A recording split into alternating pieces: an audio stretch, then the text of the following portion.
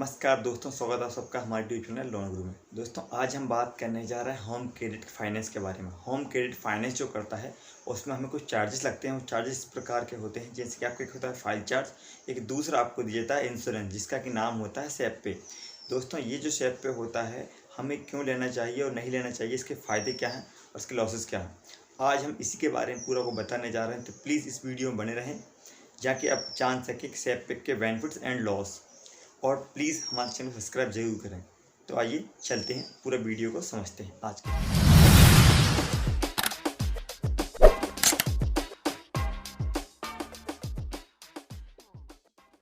तो आज हम बात करने जा रहे हैं होम क्रेडिट की।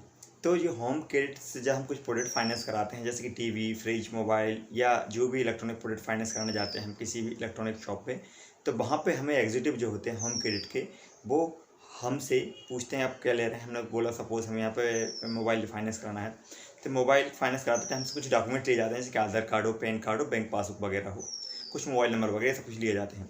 उसके अलावा जैसे ये फाइनेंस करते हैं तो उस टाइम पे हमें एक फाइल चार्ज लगता है, एक दूसरा एक और चार्ज लगता है, उसका नाम होता है सेप पे। जो सेप पे जो होता है दोस्तों, इसका चार्जेस लगभग नहीं तो मेरे ख्याल से 10% 20% तक समथिंग होता है। जैसे कि आपके अगर मोबाइल की कॉस्ट सपोज़ 10,000 की है, तो उसमें आपका सेप पे का अमाउंट लगभग 600 रुपये के समथिंग आपका सेप पे का रहेगा, और 600-700 रुपये के लगभग आपका 599 के लगभग एक फाइल चार्ज होता है, जो कि मैंडेटरी होता है। बट जो सेप पे जो होता है वो रिफंडेबल होता है। जैसे कि आपने एक मोबाइल फाइनेंस कराया है, उसकी ईएमआई आपकी बनी है 6 या 8, तो 8 महीने तक कंटिन्यू आपकी सेप पे की सर्विस एक्टिवेट रहेगी।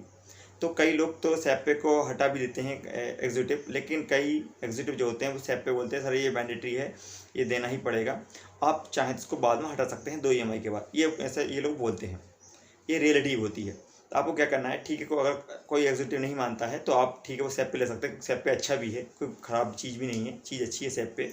उस सेप पे का बेनिफिट इस प्रकार है, जैसे कि आपने एक मोबाइल फाइनेंस कराया जिसकी ईएमआई बनी है आपकी 6 ईएमआई।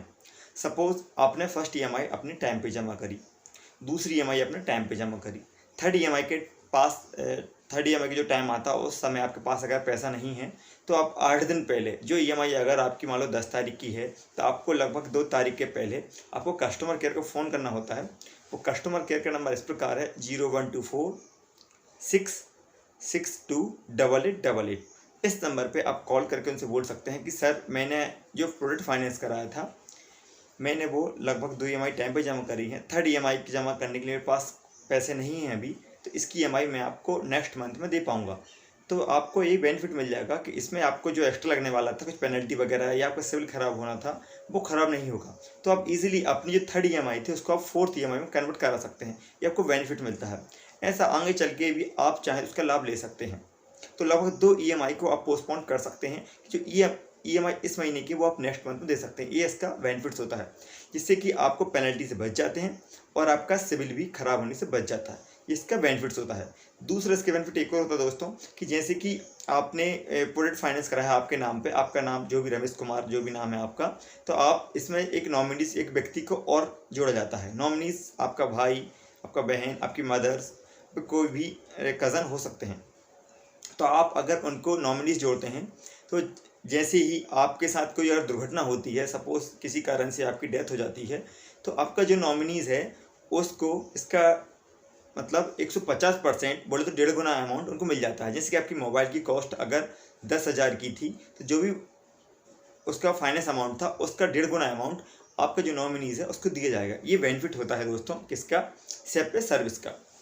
और जो सेप पे सर्विस अगर आपको मान लो नहीं चाहिए, तो उस कंडीशन में क्या करना होगा, तो आपको अगर सेप पे सर्विस नहीं चाहिए है, तो आपको उसके लिए भी 2 ईएमआई टाइम पे देनी होंगी। जो फर्स्ट ईएमआई और सेकंड ईएमआई, दोनों ईएमआई को टाइम पे देनी होंगी, चाहे आप अकाउंट से कट रहे हो चाहे आप ऑनलाइन पे करते हो, जैसा भी कंडीशन। वैसे तो आप जो भी ईएमआई है आप अकाउंट से ही पे करें तो आपके लिए ज़्यादा अच्छा होगा।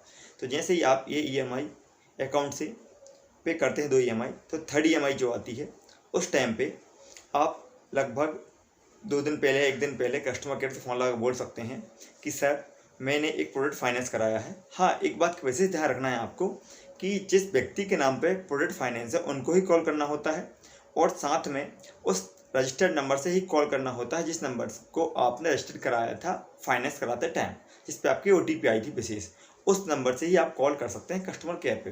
जो कस्टमर केयर का नंबर है पहले मैंने आपको बताया था, दोबारा आपको बताने जा रहा हूँ, 0124 662 8888।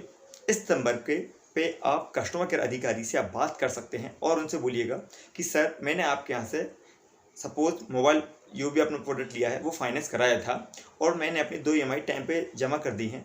3rd EMI में मैं पेमेंट देने में असमर्थ हूँ या पेमेंट कुछ कमी है, तो आप ऐसा बोल कर उनसे कि सर मेरे पास कुछ पैसों की कमी है, तो मैंने जो SAP पे सर्विस ली थी उसको मैं डीएक्टिवेट कराना चाहता हूँ, मैंने जो इंश्योरेंस लिया था या फिर उसको मैं हटाना चाहता हूँ, या अपनी भाषा में बोल सकते हैं।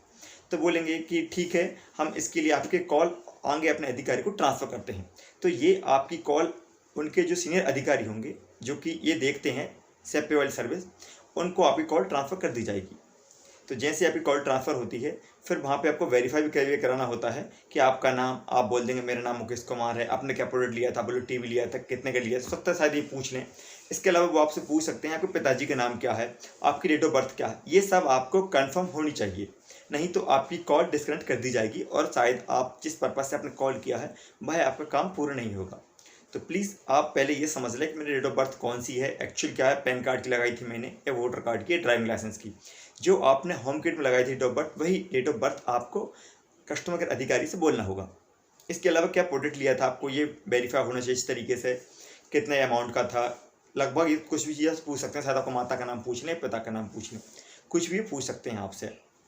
इसके बाद जैसे आपके सीनियर अधिकारी से आपकी कॉल ट्रांसफ़र होती है तब आप उनसे वही सवाल दोबारा बोलना है कि सर मैंने एक प्रोडक्ट फाइनेंस कराया था, उसकी 2 EMI लगभग टाइम पर जा चुकी हैं, तो मैं तीसरी EMI देने के लिए मैं थोड़ी आर्थिक स्थिति जो मेरी वो सही नहीं है, तो मैं इस EMI को अपने जो SAP पे सर्विस जो मैं ली थी, जो मैंने इंश्योरेंस लिया था, उसको मैं डीएक्टिवेट कराना चाहता हूँ।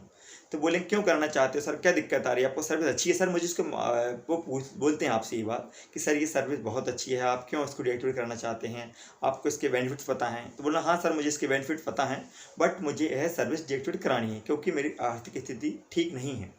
तो ऐसा बोल के वो कहते हैं ठीक है चलो हम आपकी SAP पे सर्विस डीएक्टिवेट करा देते हैं। तो बस इतना ही बोलना है। तो फिर 3rd EMI में क्या होगा कि आपका जो भी एक्स्ट्रा अमाउंट गया था 2 EMI में, वो 100 या 120 रुपये लगभग, वो भी रिफंड होके 3rd EMI में कोई कम कर दिया गया, लगभग पुराने 200 रुपये और 3rd EMI का लगभग 100 रुपये। तो आपकी जो EMI अगर मान लीजिए 1200 की थी, आपकी ये EMI 3rd EMI जो रहेगी लगभग 900 रुपये की बन जाएगी, और अगली जो EMI होंगी वो लगभग आपकी अगर सभी EMI 1200 की थी तो लगभग 1100 के लगभग सब EMI आपकी सेटल हो जाएंगी। इस प्रकार से बेनिफिट ले सकते हैं SAP पे सर्विस को डीएक्टिवेट कराने के बाद भी। तो दोस्तों बहुत अच्छी सर्विस है मेरे SAP पे, अगर लेना चाहें तो भी अच्छा है, अगर इसको आप डीएक्टिवेट करना चाहें तो भी अच्छा है, दोनों तरफ आपका ही बेनिफिट है, कोई दिक्कत नहीं है। लेकिन एक विशेष ध्यान रखा जाए कि SAP पे की सर्विस डीएक्टिवेट कराने के लिए मिनिमम 2 EMI को पे करनी होती है, उसके बाद ये सर्विस डीएक्टिवेट होती है। और जो 6 EMI अगर आपके यहाँ 6 हैं, 8 हैं, 10th हैं, 12th हैं या 15 जितनी भी EMI आपकी हैं होम क्रेडिट में, तो ऑफकोर्स आपकी EMI मान लो 6 हैं, तो आपको 6 EMI के पहले ही उस सर्विस को डीएक्टिवेट कराना होता है। उस सर्विस को आप EMI के बाद नहीं करा सकते हैं, ये विशेष ध्यान रखें।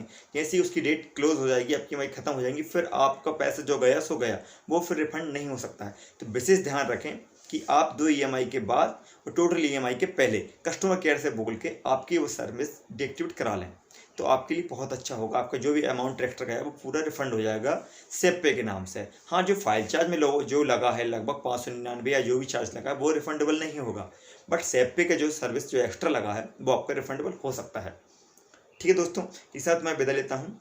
दोस्तों आपको मेरी वीडियो कैसा लगा तो प्लीज़ हमारे चैनल को सब्सक्राइब करें और लाइक करें, जिससे कि आप फाइनेंस रिलेटेड सभी वीडियो आप तक अधिक से अधिक मात्रा पहुंचा सकें और आप फाइनेंस के सभी समस्याएं हैं, आपको क्रेडिट कार्ड का लोन हो या पर्सनल फाइनेंस हो या फिर होम लोन वगैरह हो, जो भी लोन हो, आप उनके बारे में इजीली आप समझ सकते हैं। तो प्लीज़ हमारे चैनल को ज़रूर सब्सक्राइब करें और चैनल को लाइक ज़रूर करें।